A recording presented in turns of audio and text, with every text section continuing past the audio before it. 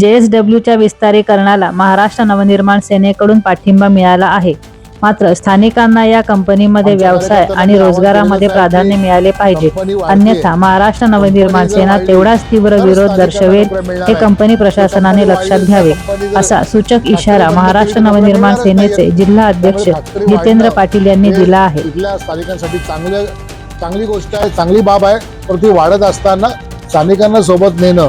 माझ्या पदाधिकाऱ्यांनी देखील तेच सांगितलेलं आहे की आपल्याला कंपनीकडनं आमचे धंदे चालू आहेत, आम्हाला कंपनीकडनं स्थानिकांच्या बऱ्याच जणांचे नातेवाईक देखील इथे जॉबला जात आहेत. ते आमच्या दृष्टीने चांगलं आहे. भविष्यात अजून त्या गोष्टी व्हाव्यात हीच पदाधिकाऱ्यांची मागणी आहे आणि आस्थापनाकडनं JSW कंपनीकडनं तीच आमची एक अपेक्षा राहील की स्थानिकांना आमच्या सहकाऱ्यांकडनं ज्या काही गोष्टी आहेत स्थानिक नोकर भरती त्या अजेंड्यावरती कंपनीने पालन व्हावं हीच पदाधिकाऱ्यांची मागणी आहे आणि ते देखील या सुनावणीला पाठिंबा देणार आहेत.